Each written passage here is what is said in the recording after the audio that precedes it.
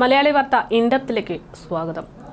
കഴിഞ്ഞ ദിവസം ഇടുക്കി ചെറുതോണിയിൽ ഒരു മകന്റെ പരാതിയിൽ അമ്മയെ പോലീസ് അറസ്റ്റ് ചെയ്തിരുന്നു എന്ന വാർത്ത പുറത്തുവന്നിരുന്നു. മാലമോഷണം നടത്തിയെന്നതിന്റെ പേരിലാണ് സൈനികനായ മകൻ തന്റെ അമ്മയ്ക്കെതിരെ പരാതി ഉന്നയിക്കുന്നത്.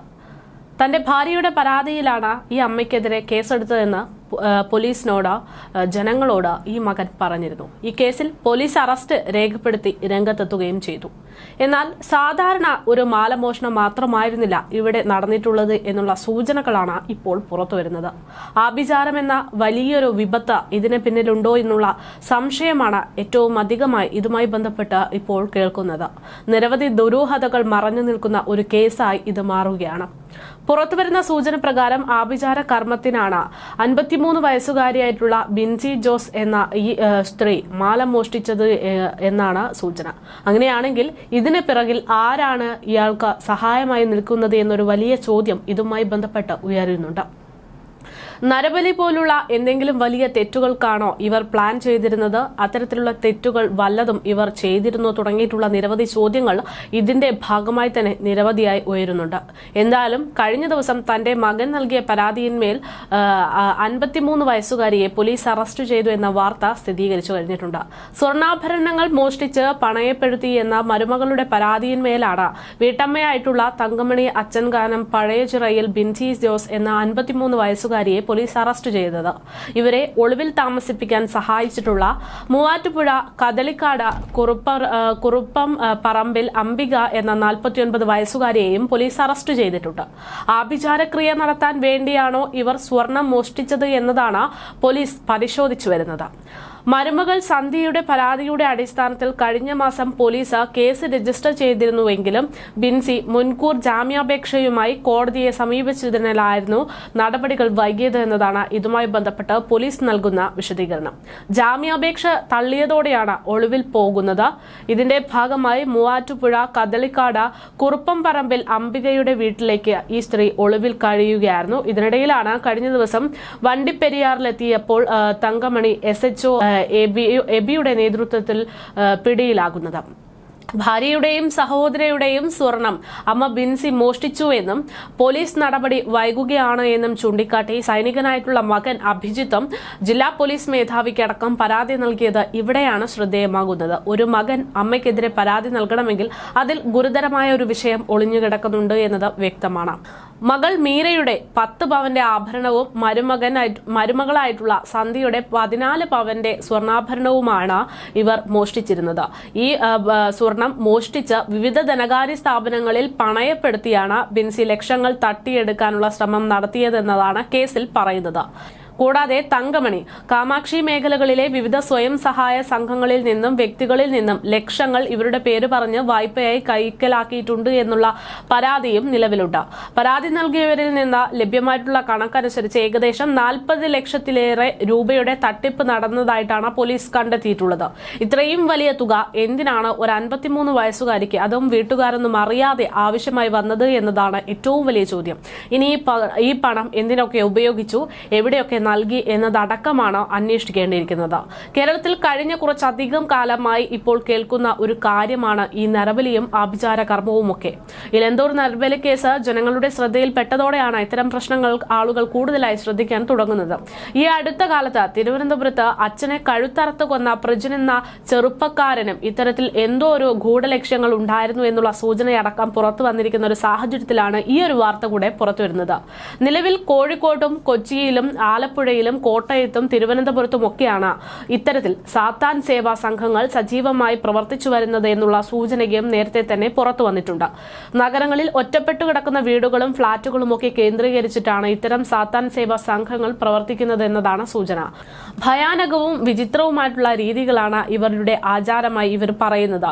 വിദേശികളടക്കം പങ്കെടുക്കുന്ന സാത്താൻ സേവകൾ പലപ്പോഴും സ്പോൺസർ ചെയ്യുന്നത് ലഹരി മാഫിയകളാണ് എന്നും ചിലർ കണ്ടെത്തുന്നുണ്ട്. ചെകുത്താനെ വാഴ്ത്തി പാടുന്നതോടെ ആരാധനകൾക്ക് ഇവർ തുടക്കം കുറിക്കുകയാണ്.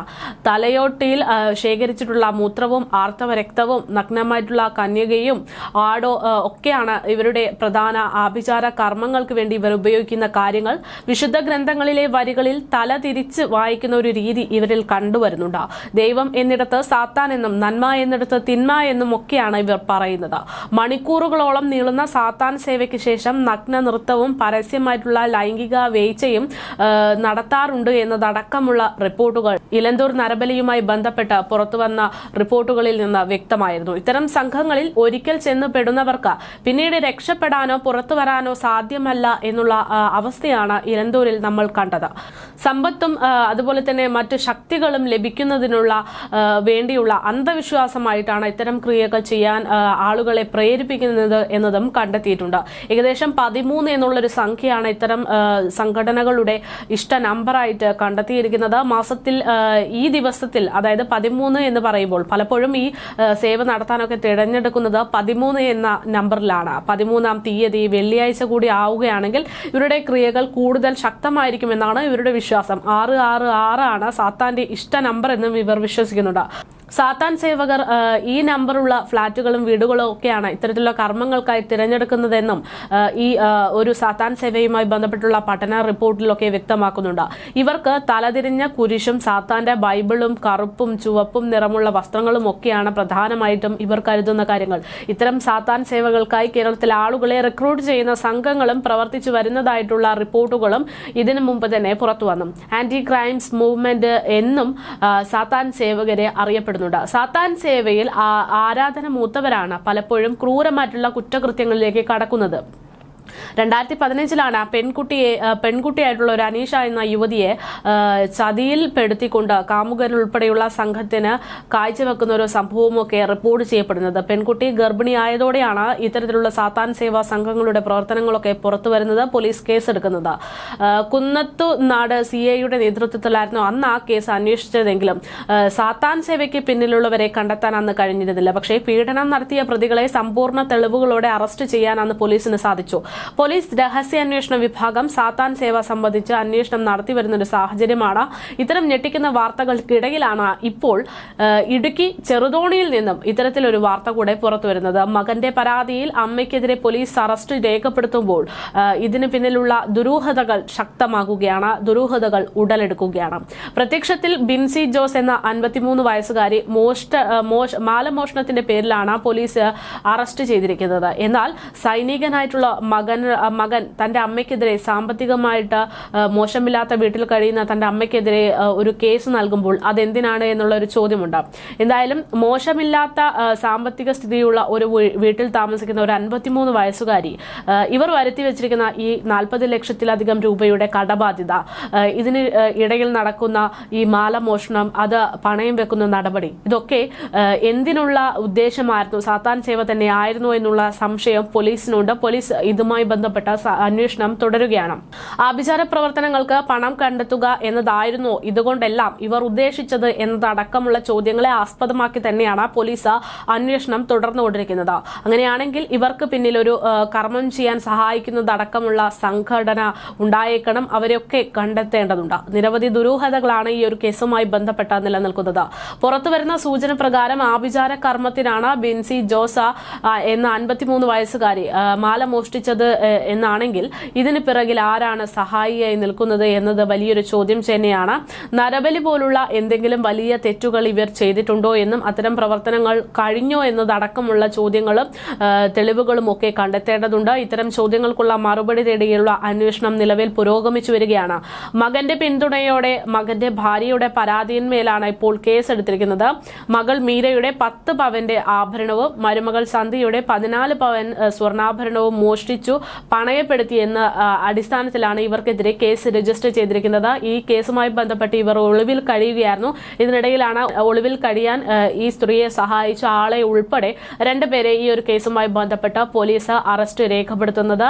ഇതിനു മുമ്പും ഇത്തരത്തിൽ ഇവർ നടത്തിയിട്ടുള്ള പ്രവർത്തനങ്ങളുടെയൊക്കെ എന്താണ് ഉദ്ദേശം എന്നതൊക്കെ മനസ്സിലാക്കാനുള്ള ശ്രമത്തിലാണ് ഇപ്പോൾ പോലീസ്.